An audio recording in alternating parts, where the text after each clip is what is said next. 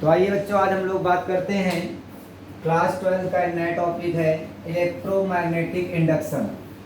अब ये electromagnetic induction क्या होता है, आइए इसके बारे में हम लोग देखते हैं। सबसे पहले हम इलेक्ट्रोमैग्नेटिक इंडक्शन के बारे में बात करते हैं। तो इससे पहले चैप्टर हम लोगों ने पढ़ रखा है मूविंग चार्ज मैग्नेटिज्म। और इस चैप्टर में बेसिकली हम लोगों ने क्या पढ़ा, इस चैप्टर में पढ़ा कि अगर कोई इलेक्ट्रिक करंट है तो इलेक्ट्रिक करंट आपको मैग्नेटिक फील्ड प्रोड्यूस करती है। इलेक्ट्रिक करंट से मैग्नेटिक फील्ड प्रोड्यूस करना सीखा। ये किसने बताया था कि इलेक्ट्रिक करंट जो है वो मैग्नेटिक फील्ड प्रोड्यूस कर सकती है। अगर हम बात करें 1820 में एक साइंटिस्ट आए थे आपके ऑस्ट्रेट एक्सपेरिमेंट आपने किया था। सबसे पहला एक्सपेरिमेंट मैंने आपको कराया था और इस एक्सपेरिमेंट के बेसिस पर ऑस्ट्रेट, इनका पूरा नाम क्या था, एससी ऑस्ट्रेट सर ने क्या बताया कि एक कोई भी करंट कैरिंग कंडक्टर हो या करंट कैरिंग लूप होता है तो वो मैग्नेटिक फील्ड प्रोड्यूस करता है, मैग्नेटिक फील्ड प्रोड्यूस कर सकता है। इतनी चीज़ें हम लोगों ने लास्ट चैप्टर में पढ़ लिया था। अब बेसिकली इस चैप्टर में हमें क्या पढ़ना है, अगर हम इस चैप्टर की बात करें, इलेक्ट्रोमैग्नेटिक इंडक्शन की बात करते हैं ईएमआई, तो ईएमआई में हमें क्या सीखना है, इसमें क्या कहता है कि कोई भी, जैसे इन्होंने कहा इलेक्ट्रिक करंट आपके पास मैग्नेटिक फील्ड प्रोड्यूस कर सकता है, तो ये हमें बताता है कि मैग्नेटिक फील्ड, इसका बिल्कुल अपोजिट उन्होंने बताया। 1820 में इन्होंने बताया कि इलेक्ट्रिक करंट जो है मैग्नेटिक फील्ड प्रोड्यूस करेगी। तो उसके बाद 1831 में एक साइंटिस्ट आते हैं, उनका नाम होता है माइकल फैराडे। और माइकल फैराडे सर क्या बताते हैं, माइकल फैराडे सर ने कहा कि अगर ऑस्ट्रेट एक्सपेरिमेंट इलेक्ट्रिक करंट से मैग्नेटिक फील्ड प्रोड्यूस कर सकता है तो मेरा एक्सपेरिमेंट क्या प्रोड्यूस करेगा, आपको दे करके देगा, मतलब मैग्नेटिक फील्ड से। अब इसी का उल्टा हो गया है, मैग्नेटिक फील्ड से हम क्या प्रोड्यूस करने वाले हैं, इलेक्ट्रिक करंट प्रोड्यूस करने वाले हैं। मैग्नेटिक फील्ड से इलेक्ट्रिक करंट प्रोड्यूस करता है और इस ऐसी करंट को हम लोग बोलते हैं इंड्यूस्ड करंट। अभी आगे बात करते रहेंगे, ऐसी करंट को हम बोलते हैं इंड्यूस्ड करंट।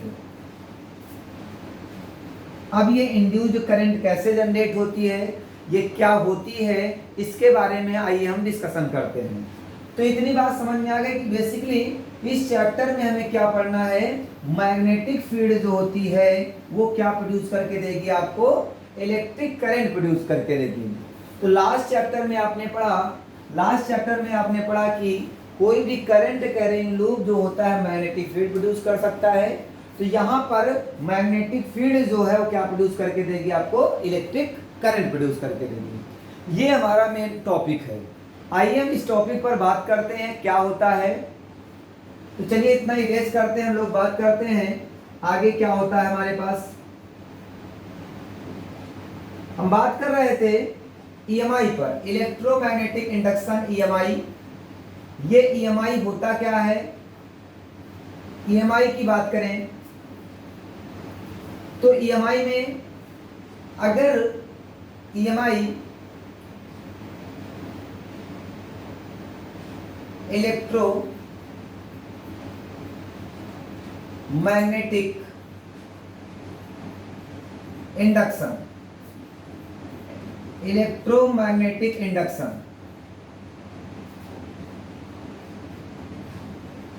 अब इलेक्ट्रोमैग्नेटिक इंडक्शन देखेंगे क्या होता है। इसमें बताया गया कि अगर हम क्या करते हैं, चार्ज या हम कह सकते हैं मैग्नेटिक फील्ड को किससे डिनोट करते हैं, बी से। अगर हम मैग्नेटिक फील्ड को चेंज करते हैं तो हम ऐसे लिख सकते हैं, in the change of magnetic flux, an EMF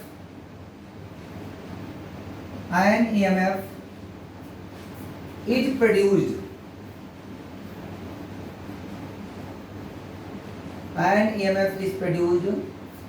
and current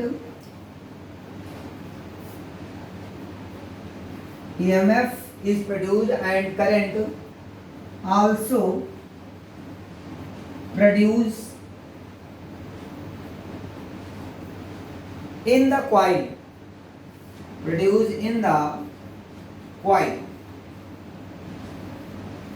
this EMF, this phenomena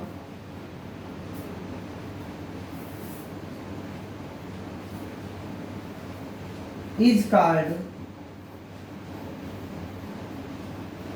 EMI, electromagnetic induction. इसका मीन्स क्या हुआ कि अगर ध्यान दो, अगर हम लास्ट चैप्टर की बात करें तो लास्ट चैप्टर में हम लोगों ने क्या पढ़ा कि कोई भी करंट कैरिंग कंडक्टर मत मीन्स जो करंट होती है वो आपको क्या जनरेट कर देती है, मैग्नेटिक फील्ड जनरेट कर देती है। अब ये मैग्नेटिक फील्ड क्या होती है, तो मैग्नेटिक फील्ड लाइंस होती हैं, मैग्नेटिक फील्ड लाइंस हैं। और मैग्नेटिक फील्ड लाइन से क्या चेंज आता है, मैग्नेटिक फ्लक्स आता है, जिसे हम लोग फाई बोलते हैं। अभी समझ रहे हैं क्या होता है मैग्नेटिक फ्लक्स।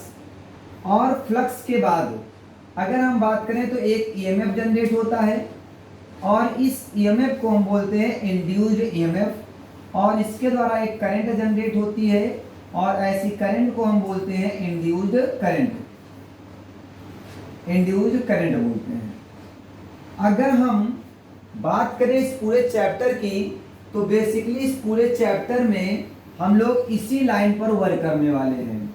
क्या करंट हमारे पास क्या प्रोड्यूस करेगी, मैग्नेटिक फील्ड, और मैग्नेटिक फील्ड से आएगा मैग्नेटिक फील्ड लाइंस आ जाएंगी। मैग्नेटिक फील्ड लाइन से क्या हो जाएगा हमारे पास, मैग्नेटिक फील्ड हो जाएगा, फ्लक्स हो जाएगा, और मैग्नेटिक फ्लक्स से क्या जनरेट होगा, ईएमएफ, और ईएमएफ से आ जाएगी आपके पास इंड्यूस्ड करंट आ जाएगी। तो ये चैप्टर का हमारा पूरा का पूरा क्या है, बेस है।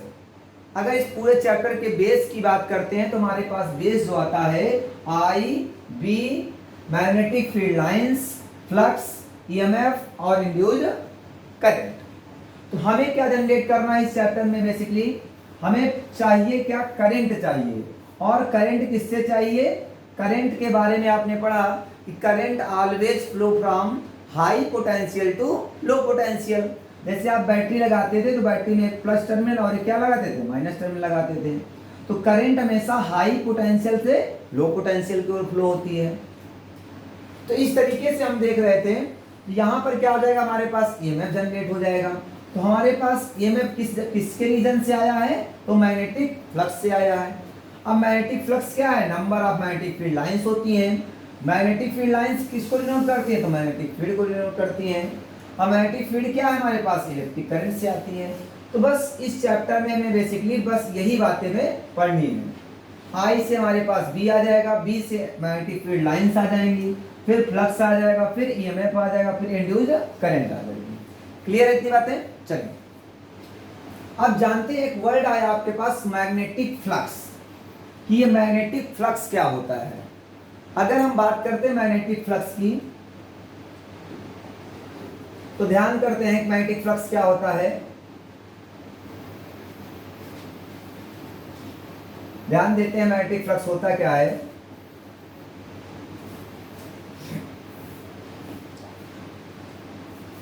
चलिए हेडिंग लगाते हैं हम लोग, मैग्नेटिक फ्लक्स।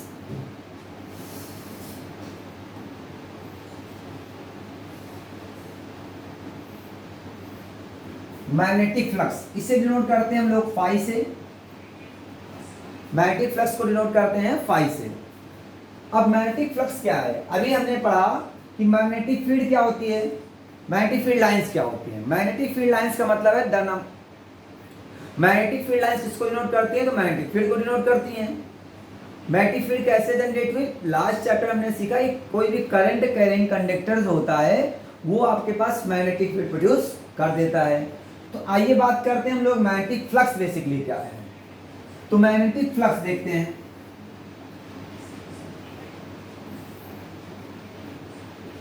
ध्यान दो, अगर मैं इसके डिफिनेशन की बात करूं तो हम कहेंगे the number of magnetic field lines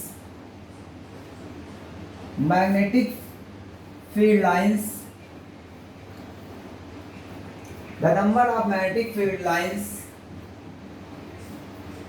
passing through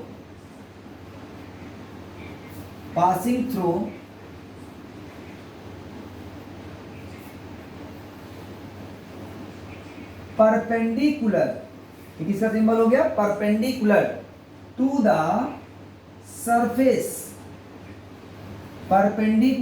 the surface, surface कह सकते हैं, हम कह सकते हैं एरिया। किसी भी सरफेस के क्या होती है? परपेंडिकुलर पास होती हैं। जो मैग्नेटिक फील्ड लाइंस है वो क्या होती है? सरफेस के परपेंडिकुलर पास हैं। जैसे मान लो हमारे पास क्या है? कोई सरफेस है, ये हमारे पास सरफेस है और इस सरफेस से हमने कहा एक मैग्नेटिक फील्ड लाइंस ये पास हो रही है और एक मैग्नेटिक फील्ड लाइंस ये पास हो रही है और कुछ ये मैग्नेटिक फील्ड लाइंस पास हो रही हैं। अब मैग्नेटिक फील्ड लाइंस देखो क्या डिफिनेशन दिखाया? The number of magnetic field lines passing through perpendicular to the surface, मतलब किसी भी सरफेस के परपेंडिकुलर पास होने वाली मैग्नेटिक फील्ड लाइंस को हम लोग क्या बोलते हैं? मैग्नेटिक फ्लक्स बोलते हैं। जैसे मान लो हमारे पास, कंसीडर करो ये हमारे पास क्या है? ये हमारे पास कोई एक सरफेस है और इस सरफेस पर मैंने एक चीज और बताया था, एरिया वेक्टर के बारे में बताया था। एरिया वेक्टर, वैसे तो आपने पढ़ा होगा एरिया कैसी क्वांटिटी होती है? स्केलर क्वांटिटी होती है, बट हम आज बात कर रहे हैं एरिया वेक्टर की। तो एरिया वेक्टर मैंने जब इलेक्ट्रिक फ्लक्स आपको पढ़ाया था तो इलेक्ट्रिक फ्लक्स में बताया गया था, आपको एक चीज याद रखनी है कि जो एरिया वेक्टर होता है, area vector is always perpendicular to the surface. जिस सरफेस की हम बात करेंगे उस सरफेस पर कैसा होगा? परपेंडिकुलर होगा। ये बात आपको रिमाइंड रखनी है। मान लो हमारे पास ये सरफेस है बेटा, इस सरफेस पर जो मैग्नेटिक फील्ड लाइंस आ रही हैं, मान लो ये मैग्नेटिक फील्ड लाइंस आ रही हैं, ऐसे आ रही हैं, ऐसे आ रही हैं। अब इस सरफेस पर कैसी आनी चाहिए? परपेंडिकुलर आनी चाहिए, मतलब सरफेस पर परपेंडिकुलर जो मैग्नेटिक फील्ड लाइंस होंगी उससे ही हम लोग क्या बोलेंगे? मैग्नेटिक फ्लक्स बोलते हैं। ठीक है, चलिए आगे देखते हैं। तो ये बात समझ में आ गई क्या होता है मैग्नेटिक फ्लक्स? हाँ ठीक है। अब ध्यान दो, अगर मैं कहूं ये हमारे पास एरिया है, इसका एरिया कुछ भी है, मान लो ए एरिया है, तो एरिया है तो ये जो मैग्नेटिक फील्ड लाइंस पास हो रही हैं ये क्या हो रही हैं? सरफेस के परपेंडिकुलर पास हो रही हैं, ऐसे कुछ पास हो रही हैं। ये कुछ आपको ऐसा सरफेस दिख रहा है, इस सरफेस पर ये मैग्नेटिक फील्ड लाइंस क्या आ रही है? परपेंडिकुलर आ रही हैं। जब मैग्नेटिक फील्ड लाइंस परपेंडिकुलर आ रही हैं तो इन्हें हम लोग क्या बोलेंगे? मैग्नेटिक फ्लक्स बोलते हैं। तो मैग्नेटिक फ्लक्स अगर यहाँ पर ध्यान से देखें तो हम कितना है, कितनी मैग्नेटिक फील्ड लाइंस पास हो रही है? तो 1 और 2। तो हमारे पास यहाँ पर मैग्नेटिक फ्लक्स कितना हो जाएगा? 2 हो जाएगा। और अगर आपको याद होगा तो मैंने एक चीज और बताया था कि जब मैग्नेटिक फील्ड लाइंस की प्रॉपर्टी बताया था आपको, तो मैग्नेटिक फील्ड लाइंस क्या होती हैं? जहां पर क्लोज होती हैं, जिस प्लेस पर मैग्नेटिक फील्ड लाइंस क्लोज होंगी, जिस भी प्लेस पर मैग्नेटिक फील्ड लाइंस क्या होंगी? क्लोज होंगी, तो वहां पर मैग्नेटिक फील्ड बी जो होगा वो कैसा होगा? स्ट्रांग होता है। अगर हमारे पास जहां पर फार होंगी वहां पर मैग्नेटिक फील्ड कैसा होता है? वीक होता है। इसका मीन्स क्या हुआ कि जहां पर magnetic number of magnetic field lines will be maximum, the magnetic flux also will be maximum, while where the magnetic field lines are far, the magnetic flux and magnetic field will be weak। तो इस तरीके से हमें पता चला। अगर मान लो इस कंडीशन में हमने कहा इसका एरिया मैंने सेम रखा, एरिया पर कोई चेंज नहीं आया, बट मैग्नेटिक फील्ड लाइंस क्या हो गई हैं, स्ट्रांग हो गई हैं। मैग्नेटिक फील्ड यहां पर मैंने क्या कर दिया, स्ट्रांग कर दिया। अब जब मैग्नेटिक फील्ड लाइंस, ये मैग्नेटिक फील्ड लाइंस हो रही हैं, किसी सरफेस से पास हो रही हैं, 1 2 3 4, मैग्नेटिक फ्लक्स आपका कितना हो गया, 4। मैग्नेटिक फ्लक्स क्या हो गया, 4 हो गया है। अब यहां पर इसका मतलब हमें समझ में आया कि जो मैग्नेटिक फ्लक्स होता है, जो मैग्नेटिक फ्लक्स है वो, हाँ एक चीज याद रखना, area vector is perpendicular to the surface. Area vector surface पर कैसा होगा, परपेंडिकुलर होगा। ठीक है, ये चीज याद रखना है। तो अगर यहां पर ध्यान से देखें तो जो मैग्नेटिक फ्लक्स होगा वो किस पर डिपेंड कर रहा है, मैग्नेटिक फील्ड पर डिपेंड कर रहा है। क्योंकि मैग्नेटिक फील्ड क्या means, number of magnetic field lines क्या हो गई है, इंक्रीज हो गई हैं। जब नंबर्स हमारे पास इंक्रीज हो गए, इस वाला मैग्नेटिक फ्लक्स भी क्या हुआ, इंक्रीज कर दिया। और अब की मैंने क्या किया, एरिया चेंज कर दिया, एरिया इंक्रीज कर दिया। ये मान लो एरिया आ गया ये। अब ध्यान दो, अब जब एरिया आपने चेंज कर दिया तो ये जो मैग्नेटिक फील्ड लाइंस आउटसाइड से जा रही थी, ये भी कहां पर आ गई है, मैग्नेटिक फ्लक्स एरिया के क्या हो गई है, इनसाइड हो गई है। अब हमारे पास देखो यहां पर कितनी मैग्नेटिक फील्ड लाइंस हो गई हैं, 1 2 3 4 5 6 7। यहां पर मैग्नेटिक फ्लक्स कितना हो गया हमारे पास, 7 हो गया। तो इसका मैग्नेटिक फ्लक्स जो होता है वो किस पर डिपेंड करता है, हमारे पास एरिया पर भी डिपेंड करता है, और एक चीज पर डिपेंड करता है, उसके एंगल पर भी डिपेंड करता है। Phi is directly proportional to क्या होता है, cos थीटा होता है। समझो क्या है, मान लो हमारे पास ये क्या है, हमारे पास कोई सरफेस है, ये हमारे पास क्या है, सरफेस है। अब हमारे पास कोई मैग्नेटिक फील्ड लाइंस ये आ रही है, और एरिया वेक्टर हमारे पास ये है, एरिया वेक्टर ये है। तो ये जो थीटा होता है, theta is the angle between the area vector and B vector. Theta is the angle between the area vector and A vector. अब ये ए वेक्टर आपका क्या है, एरिया वेक्टर जो होता है सरफेस पर कैसा होगा, परपेंडिकुलर होगा। बताया था, area vector is always perpendicular to the surface. Clear है, ठीक है। अच्छा, यहां पर ध्यान दो, तो हम कह सकते हैं कि ये होता है basically formula phi equal to B A cos theta. Phi equal to हो जाता है बी ए कास थीटा। आपको वेक्टर एनालिसिस में पढ़ाया गया था। वेक्टर एनालिसिस में आपने क्या पढ़ा था कि एरिया वेक्टर या कास थीटा का मतलब क्या होता है, डॉट प्रोडक्ट। एक पढ़ाया गया था डॉट प्रोडक्ट और एक पढ़ाया था क्रॉस प्रोडक्ट। तो यहाँ पर फाई इक्वल टू हमारे पास क्या हो सकता है, बी वेक्टर, तो डॉट क्या हो जाएगा हमारे पास, ए। तो फाई इक्वल टू हो जाएगा B vector dot A vector हो जाएगा। यहां से हम कह सकते हैं फाई आपका क्या है, तो फाई को बोलते हैं मैग्नेटिक फ्लक्स।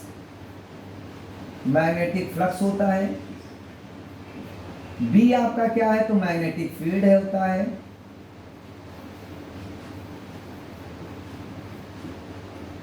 बी आपका मैग्नेटिक फील्ड होता है। और ए क्या है आपका, एरिया वेक्टर है। एरिया वेक्टर क्या है, एरिया वेक्टर है। ठीक है, इतनी बात क्लियर हो गई कि मैग्नेटिक फ्लक्स क्या होता है। मैग्नेटिक फ्लक्स होता है phi equal to B vector dot A vector होता है। फाई इक्वल टू क्या होता है, B vector dot A vector होता है। क्लियर है, चलिए बताया जाए, चलिए आगे। ठीक है, तो अभी क्या सीखा आपने, फाई इक्वल टू क्या सीखा, phi equal to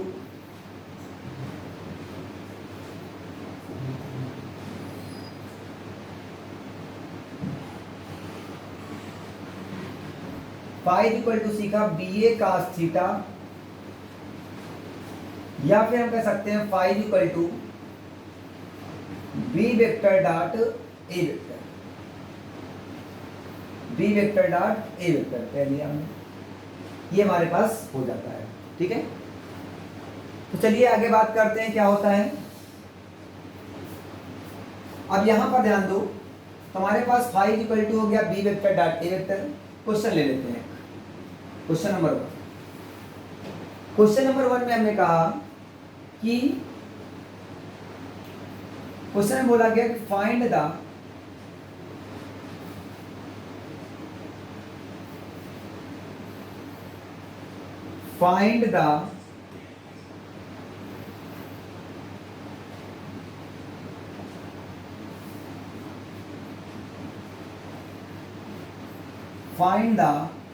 magnetic flux. Magnetic flux को हम लोग डायरेक्ट फाई से डिनोट कर ले रहे हैं। फाइंड द मैग्नेटिक फ्लक्स, क्या डिनोट कर फाइंड करना है? Find the magnetic flux.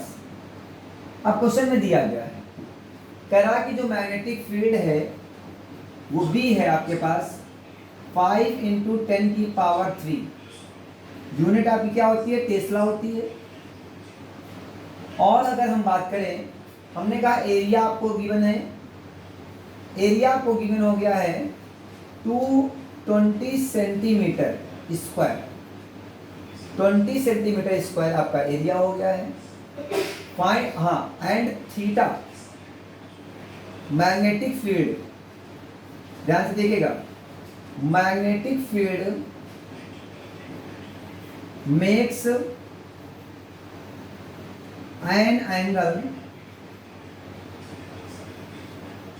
Of 30 degree. 30 degree का एंगल बनाती है, बट किससे? 30 डिग्री विद सरफेस, सरफेस से एंगल बनाती है। और एंगल हमारा होता किसके बीच का है? Area vector and B vector के बीच का एंगल होता है। तो यहां पर हम कह सकते हैं, क्वेश्चन में क्या क्या गिवन है पहले ये समझ लो। बी दिया गया, ए दिया गया, थीटा की बात समझना है। यहाँ पे मान लो हमारे पास ये कोई सरफेस है, ये हमारे पास कोई सरफेस है, इस सरफेस पर कोई रे क्या हो रही है? मींस मैग्नेटिक फील्ड है हमारे पास बी। मैग्नेटिक फील्ड लाइंस इसको सरफेस से कितना एंगल इंक्लाइन करती है? 30 डिग्री इंक्लाइन कर रही है। और मैंने आपको सिखाया कि एरिया वेक्टर इस पर कैसा होता है? परपेंडिकुलर होता है। जब एरिया वेक्टर आपका परपेंडिकुलर होता है तो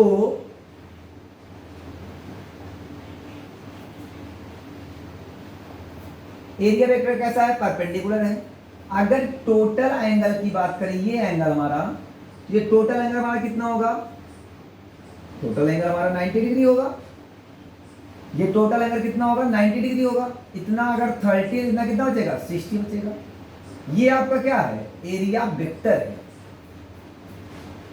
तो यहां पर थीटा में क्या कंसीडर करना है, जरा ध्यान दीजिएगा। थीटा हम 30 डायरेक्ट नहीं बोलेंगे, थीटा यहां पर हम क्या लेंगे? 60 डिग्री लेंगे। अब बस फार्मूला लगा लो, फाइव इक्वल टू क्या होता है? B A cos theta. और बी की वैल्यू हमारे पास क्या है? 5 इंटू 10 की पावर 3 इंटू एरिया आपका क्या है? हाँ, यहाँ पे एरिया ध्यान से देखिएगा, एरिया को बेटा आपको चेंज करना पड़ेगा। एरिया किस में चेंज होगा आपका? सेंटीमीटर स्क्वायर दिया गया है। सेंटीमीटर को मीटर स्क्वायर में चेंज करने के लिए क्या करेंगे? 10 की पावर -4 से मल्टीप्लाई करेंगे। तो ये हमारे पास सेंटीमीटर स्क्वायर किस में कन्वर्ट हो जाता है? मीटर स्क्वायर में कन्वर्ट हो जाएगा। कहां से आया? सिंपल सी बात है, ध्यान दो। 1 सेंटीमीटर इक्वल टू क्या होता है? 10 की पावर -2 मीटर होता है। अगर मैं स्क्वायरिंग बोथ साइड करना तो इधर का भी स्क्वायर कर देता हूं, तो 1 सेंटीमीटर स्क्वायर इक्वल टू क्या होगा? 10। जब पावर की पावर होगी तो पावर का अपन क्या होगा? मल्टीप्लाई हो जाएगा। तो हो जाएगा आपके पास 10 की पावर -4 मीटर का स्क्वायर हो जाएगा, मीटर स्क्वायर। तो हम कह सकते हैं 1 सेंटीमीटर स्क्वायर इक्वल टू 10 की पावर -4 मीटर स्क्वायर। हाँ, एरिया हमारे पास क्या आ गया है? 20 इंटू 10 की पावर -4 और क्या दिया गया? Cos theta. तो कास में कितने की वैल्यू रखेंगे? 60 की रख देंगे। 5 इंटू 10 की पावर प्लस का 3 है यहाँ पर, और यहाँ पर 2 इंटू इसको 10 भी लिख सकते हैं हम लोग, इंटू 10 की पावर यहाँ पर -4 लिखा हुआ है, और cos 60 की वैल्यू आप कितनी हो जाएगी? 1/2 हो जाएगी। तो 2 से 2 आपका कैंसिल हो जा रहा है। यहाँ पर देखो 10 की पावर 1 लिखा हुआ है, 10 की पावर 3 है, तो 10 की पावर 4 हो जाएगा, और ये पावर और ये पावर मिलकर के क्या हो जाएंगी, कैंसिल हो जाएंगी। जब पावर आपकी कैंसिल हो जाएंगी तो बचा के आपके पास 5। इसका मतलब मैग्नेटिक फ्लक्स जो आया वो हमारा कितना आ गया, 5 आ गया। जो मैग्नेटिक फ्लक्स है वो कितना हमारे हो गया, 5 हो गया है। बात क्लियर हो गई होगी? क्लियर है सभी को? इरेज किया जाए, चलिए इरेज करते हैं।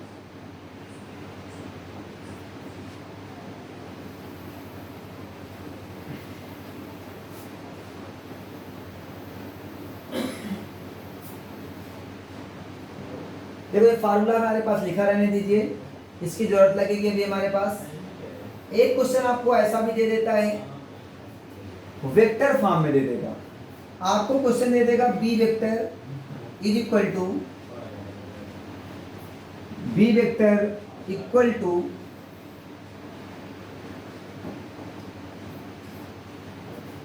2i cap plus 3j cap minus 2k cap मान लो दिया गया है, और वेक्टर ए दिया गया है i cap minus j cap minus 2k। ये वैल्यू हमको दी गई है। जब ये वैल्यू आपको गिवन है तो यहां पर अभी आपसे पूछेगा अभी आपसे कि find the magnetic flux, find करना है। तो मैग्नेटिक फ्लक्स क्या होगा? तो हमें पता है magnetic flux phi equal to क्या होता है, बी ए का थीटा। तो ये हमारे पास बी वेक्टर है और ए वेक्टर है, तो हमें मैग्नीट्यूड भी फाइंड कर सकते हैं, कोई दिक्कत नहीं है। तो यहाँ पर फ्लक्स फाइंड कर लेते हैं। चलिए बी वेक्टर क्या होगा हमारे पास, इसकी वैल्यू बताएंगे, रख देंगे 2i कैप। हमें पता है डॉट प्रोडक्ट होता है, 2i cap plus 3j cap minus 2k cap हो जाएगा। डॉट लगा लीजिए किसके साथ, ए वेक्टर के साथ, तो हो जाएगा i cap minus j cap minus का 2k। अब डॉट के बारे में आपने सीखा ही होगा, कुछ नहीं करना होता है, i का कोएफिशिएंट प्रोडक्ट कर लिया जाता है, j का j से और k का k से। बस कोएफिशिएंट को हम लोग प्रोडक्ट कर लेते हैं। इस तरीके से हमारे पास क्या आ जाएगा, मैग्नेटिक फ्लक्स फाइंड हो जाएगा। तो चलिए देखते हैं। तो यहाँ पर कोएफिशिएंट कितना है 2, तो 2 1 जा 2 हो जाएगा। यहाँ का प्लस सिंबल है और यहाँ माइनस, प्लस माइनस माइनस हो जाएगा। 3 1 जा 3 हो जाएगा, माइनस माइनस आपका क्या हो जाएगा, प्लस हो जाएगा। माइनस माइनस आपका प्लस हो जाएगा और 2 2 कितना हो जाएगा, 4 हो जाएगा। तो 4 और 2 कितना हो जाएगा आपके पास, 4 और 2 कितना हो जाएगा, 6 हो जाएगा। दिख रहा है? ठीक है। तो यहां पर क्या हो जाएगा, 4 2 6 हो जाएगा। 6 माइनस 3 इक्वल टू क्या आ जाएगा हमारे पास, 3 आ जाएगा। तो फाइनली हमारे पास मैग्नेटिक फ्लक्स कितना आ गया, 3। अच्छा, फ्लक्स की यूनिट आपको बताई गई थी, क्या होती है, वेबर। फ्लक्स की यूनिट क्या हो जाएगी आपके पास, वेबर हो जाएगी। या यहां से एक फाइंड कर सकते हो आप, बताओ flux phi equal to B क्या होता है, मैग्नेटिक फील्ड क्या होती है, tesla. Tesla into area, area क्या होगा, मीटर स्क्वायर, तो हो जाएगी टेस्ला इंटू मीटर स्क्वायर। आप इसे फाइव इक्वल टू क्या कह सकते हैं, टेस्ला इंटू मीटर स्क्वायर भी बोल सकते हैं। ठीक है, चलिए अब बेटा हम आगे बात करते हैं। एक क्वेश्चन और ले लेते हैं। हमने कहा 5 equal to 3i cap minus j cap plus 2k cap, और 5 इक्वल टू नहीं दिया गया है, b इक्वल टू गिवन है। हमारे पास ये क्या गिवन है, b इक्वल टू गिवन है, b वेक्टर गिवन है और एरिया वेक्टर गिवन है। एरिया वेक्टर इक्वल टू दिया गया है i कैप प्लस का 3j कैप प्लस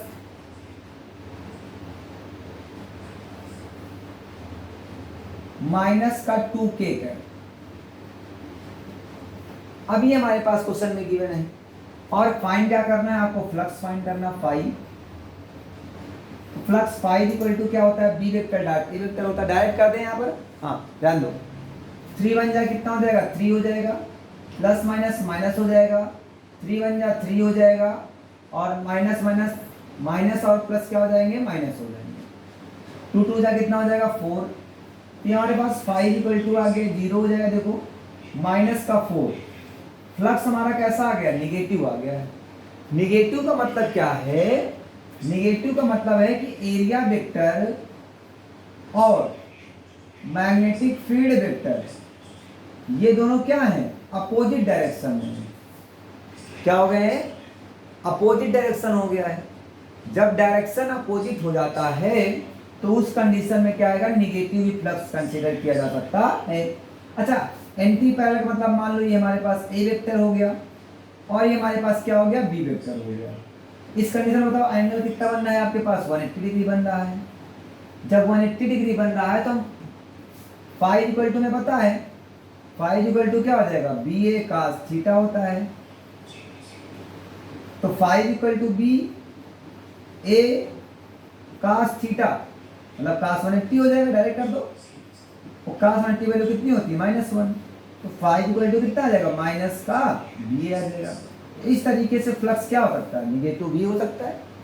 यूनिट क्या होती है इसकी, ये होती है, या एक और क्या हो सकता है, वेबर हो सकता है।